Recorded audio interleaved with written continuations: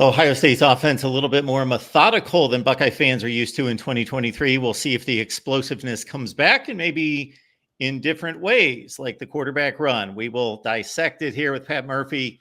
Bucknuts 247 Sports. Please join Pat right there. Good to see you, Pat. What's going on these days? Oh, not much. As you and I were just talking about before we hit record, it's a busy time, but a good busy time. Buckeyes obviously just starting spring practice. Basketball team all of a sudden playing well, so it's fun. Lots to cover, but I'd prefer it this way. I'm going to state the obvious. I was just running through stats, putting together banners, and the wealth of talent that's been lost to the NFL draft. Even with the guys that decided to stay, which was far more than what was anticipated, certainly before the season, but even after the season. So good thing for Ohio State on both sides of the ball, but especially defense, I would say. But just a lot of guys coming back, but still the wealth of production that was lost, starting with arguably the best player in the country, but still just so many weapons to choose from. And we'll start at the quarterback position. Top to bottom, I would argue that this is one of the deepest, most talented quarterback rooms in the country. However, you've got two guys obviously just coming into the program. They can't be counted upon to be serious threats. They're just going to be learning, although they're top five quarterbacks in the country coming into college football. The two left over from last year, but Will Howard is supposed to be the guy, but he's going to have to legitimately win the job, I guess. Certainly. And I think that was one of the big takeaways, especially on the offensive side of the ball, from these first 2 days of spring practice that we were able to see before the Buckeyes went on spring break this week. Look, Devin Brown repping with the first team, going first in almost all of the drills is not unexpected. A lot of guys that returned when there's a new guy coming in, be it a transfer or, a high profile freshman, they usually allow the incumbent guy, so to speak, to kind of run things at first, lead the way, so to speak. And that doesn't always mean that down the road that doesn't change in spring practice or fall camp or obviously by the start of the season. But in the 2 days that we were out at practice and we got to watch about 30 minutes each time, Devin Brown looked the part. And, I remind a lot of Buckeye fans that I talk to on our board and friends of mine and whatnot, people really haven't seen Devin Brown, right? I mean, he gets hurt before the spring game last year, so no one gets to see him in that game. And then he plays a little bit, probably not as much as Ohio State wanted early last season. They finally find this red zone role for him, and he gets hurt again. Then the Cotton Bowl, and, it's maybe a quarter, 2.5 drives, I think, and then he's out again. So, there's a reason this kid's at Ohio State. I just don't think he's had the opportunity to show it. But then you've also got Will Howard coming in, and you don't bring Will Howard, a multi-year starter from Kansas State in, a guy who only has one season of eligibility left, without at least the intent to start him. Now, he still has to win the job. He still has to compete with Devin Brown and the rest of the guys. But I do think that this is as bona fide a quarterback competition as you'll find out there, at least at this point. And I don't think it would be fair to count Devin Brown out just because he hasn't been able to show it in games. He's certainly showed it in practice, or else he doesn't push Kyle McCord as far as he did last year. At one point we were hearing that Devin Brown was a front runner to win the job during fall camp. So clearly has the talent, has abilities that the Buckeyes like. But then again, with Will Howard, you've got a guy who has, won a Big 12 championship, with Kansas State, has battled some adversity, being the starter, not being the starter, thrown for over almost 6,000 yards and almost 50 touchdowns. So he brings that experience factor, no doubt. He hasn't done it in the Big Ten or in a program like Ohio State, and he's admitted Kansas State, a different situation, not to take anything away from the Wildcats, but just the pressure and the expectations and everything of everybody is different. So I think this is going to be a fun competition to watch. And, if you want to talk about Lincoln Kienholz, Aaron Nolan, Julian Sayin, I think those guys are all in kind of a next tier. And I'd even say Lincoln Kienholz probably looks like he's in kind of his own tier as what will be the number 3 quarterback, assuming everyone stays. And then the 2 freshmen are in a tier by themselves, just kind of getting their feet wet. And I'd say Julian Sayin's probably a little bit ahead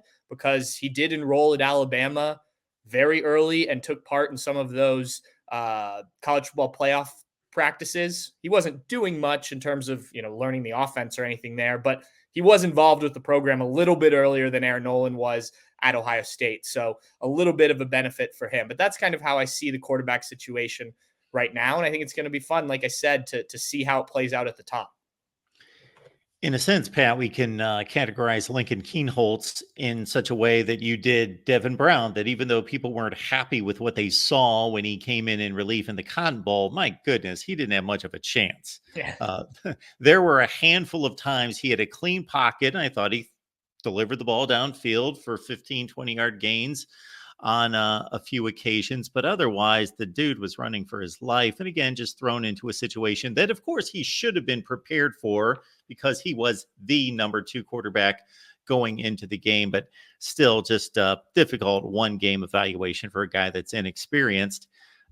To make this simple analysis on Howard and Brown, they seem to be pretty similar quarterbacks, and it wouldn't be much of a decision in terms of, okay, are we choosing a style of play or different things that we can or cannot do with the offense depending on the selection we make, versus just, okay, they have similar skill sets, so we can just pick the best guy. Yeah, I think that's a good point. And going back to what you're saying off the top with Lincoln Keenholz, a different situation than a guy like Devin Brown in terms of his recruitment, just because it was kind of late in the process. He didn't come from, a state where he had been playing at the highest level. He was playing 3 different sports, so he wasn't focusing on football. So he talked about, we've already talked with the quarterbacks. He talked about how important this offseason is, because it's really he wasn't there last spring. He didn't enroll until June. So this is really the first time he's been able to kind of go through a full offseason. And I think that will certainly help his development. But yeah, if you're judging what he did in the Cotton Bowl in terms of what he will do in the future, I think that's a bit unfair. He has the ability to throw the ball, no doubt about that. He's also mobile. It's going to take a bit more time. I think comparing him to Devin Brown maybe is apt in terms of the what they can do on the field as they develop at the college level. But he's essentially, I would call him like I don't know what the word would be, somewhere between freshman and sophomore, because this, like I said, this is the first time he's really doing it for a full year. And I think that's important, especially at the quarterback position. And I think what's most important out of what he told us was he's not in a hurry to be the starter. He believes, and it's similar to what Devin Brown said in the past, he believes in what Ohio State can teach him, can develop him as a quarterback. And he knows that his time will come if he continues to, move down the path that's laid out for him. So not a rush. I think if people are worried that he's going to be a guy who's going to jump in the transfer portal if he doesn't win the job, based on what he said, he doesn't sound like that's going to be the case. So, I think that's a pretty solid number 3 quarterback to have, depending on how this all plays out. Will Howard's been the starter at Kansas State now for 2.5 years. And my first couple glimpses of him were those initial starts and actually coming in because of injury. And my initial thought was, this is a different type of Kansas State quarterback, because they usually have a quasi fullback playing quarterback, a guy that is really run oriented. And he now, in terms of comparing him to Ohio State, prototypical recent guys, the Haskins and Fields of the world, he doesn't rate in terms of arm talent. But compared to Kansas State, I was like, okay, this guy can sling it down the field. I guess my one concern would be, on one hand, we can go pros and cons on Will Howard all day, because on one hand, we could say, okay, better weapons, more explosive weapons. Wow, he just needs to distribute the ball and his numbers are going to jump. Or we could say, on the other hand, probably playing better defenses in the Big Ten. So that's going to be something that he's going to have to adjust to.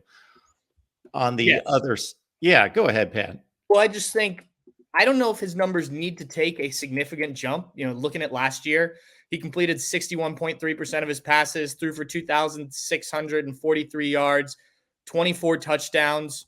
And you mentioned that's with a different group of receivers. I think they will increase somewhat just because of the talent around him. Looking at Kyle McCord's numbers last year, he was just over 3,000 yards, also 24 touchdowns, completed 65.8% of his passes. And look, I know people have been down on what Ohio State's quarterback situation was last year, but ultimately, yes, Kyle McCord throws that interception against Michigan, and that cost the Buckeyes. But if you look at the season as a whole, Kyle McCord wasn't a major issue for Ohio State. In fact, I don't even think he was the biggest issue on the offense. I think it was the offensive line, which we'll get to. But if Will Howard can just elevate his game or continue to play at the level he has with the things around him, given his experience compared to what else is in that room, I think you're in a really good spot. And this is coming from someone who initially, when I first started to look at Will Howard, when we started to hear about him being a possible transfer candidate for Ohio State, I was kind of down on him. I honestly didn't think he fit what they wanted to do. The more I looked at him though, and the more I kind of examined what he could possibly do in a Ryan Day, now Chip Kelly offense, I do think it makes a lot of sense. And, is he going to put up Heisman Trophy numbers? Probably not. But again, they don't need him to be CJ Stroud. They don't need him to be Justin Fields. They need him to be Will Howard and let the rest of the offense and, Ryan Day and Chip Kelly run things. And I think they're going to be in a pretty good spot. On one hand, I just think even if he is Kyle McCord in a sense, let's say he and Kyle McCord, and I know they're different quarterbacks. Howard's more mobile. McCord was a higher prospect coming out of high school. There's all sorts of differences. But if we use that as a starting block, he should be better just based on the fact that he's got 2.5 years of big time experience under his belt. McCord had nothing. And he's a better runner. He's more mobile. He's going to be able to take opportunities to burn the defense and use his legs when he's got nothing downfield. So just those two things alone should make the quarterback position better, I would think. Yeah, and the running thing's interesting because he was asked about that when he spoke, shortly after coming to Ohio State, and talked about how, at Kansas State, they had a whole package of plays for him to run. That's not really how he sees himself. And so I think, they can use his size and running ability as you get closer to the red zone if needed. And I think that needs to be a threat. But I don't know how much you'll actually see him run.